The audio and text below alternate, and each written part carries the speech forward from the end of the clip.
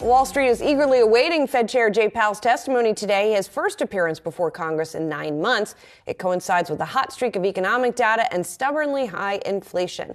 Let's discuss what to expect with American Action Forum President Doug Holtz-Eakin. Doug, it's good to see you as always. So as we await Powell's testimony today, obviously he's trying to thread the needle here. The markets kind of come around to what the Fed has been saying, that it's going to keep raising rates. Do you think that the Fed has sort of, because it is now more in line with the market, that is a good thing, that it's sort of gotten its credibility back?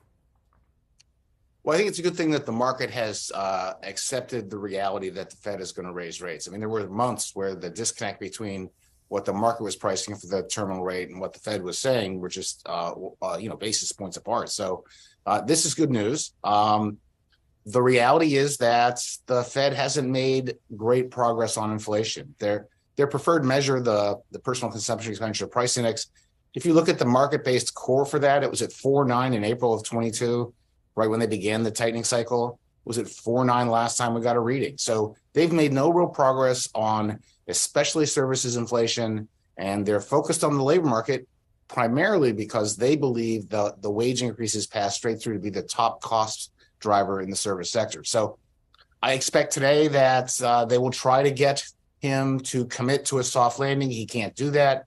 They will do their very best, but I still think the balance of odds are that late this year we have a really increased chance for a downturn as a result of the Fed tightening. And let me just follow up to that. We get some data points later this week from non-farm payrolls. That's a big monthly employment report. And then next week's CPI. Do you think that's going to move the needle either way? I expect the employment report will.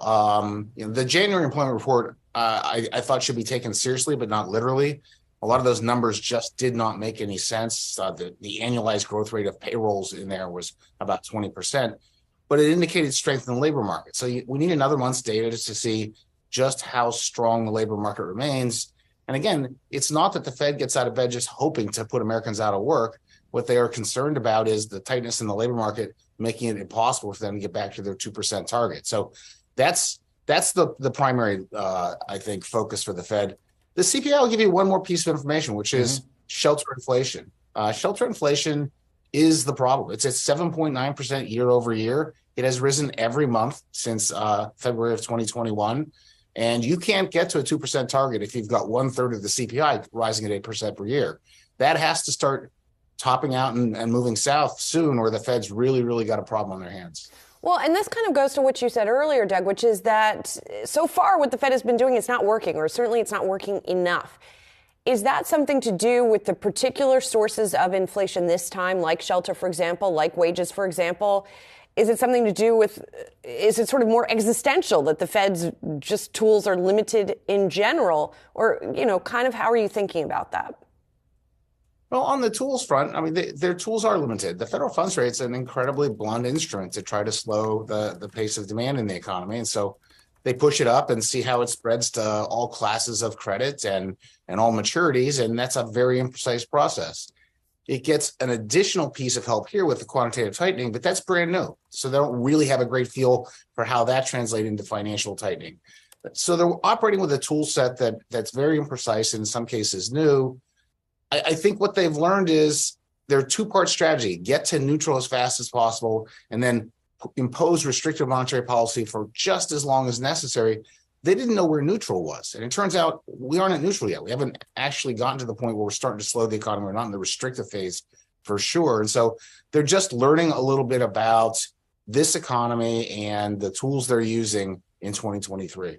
No, we are not seeing the effects of that restriction just yet. And I want to switch gears over to the budget. President Biden introducing his new budget. What can we expect here? Well, I think you can expect more of the same. His first budget was an extraordinary tax and spend budget that took taxes to the highest levels in the post-war and spending to the highest levels as a fraction of GDP ever in the United States. I don't expect that the character of that budget to change. There will be some particulars. They're leaking out this morning that they have a Medicare rescue plan that consists of raising the Affordable Care Act's net investment income tax from 3.8 to 5% and broadening it to include more income. So They promised that will take care of Medicare for the next 2 decades, but that's really using a tool that's never been used in Medicare before. It's not a particularly good piece of tax policy. I think we're going to see more of that as we get closer to the release date. On the flip side, as he writes about this plan today in the New York Times as well as on the White House website, and talks about that. The other side of the aisle frequently talks about that the way to save Medicare is by cutting back on programming. What do you think is the best way to address the budget shortfalls with Medicare? The reality for both Medicare and for the larger budget is that it is these large mandatory spending programs, entitlements, that are driving the fiscal outlook. They're growing at 6 and 7% per year over the next 10 years, and we're not going to have a revenue source that grows that fast. So you're never going to get into anything that looks like a steady state until you bring that growth rate down. You can't just promise economic growth and have it solve itself. You can't tax your way out of this. And that doesn't mean cutting. It means slowing the growth of.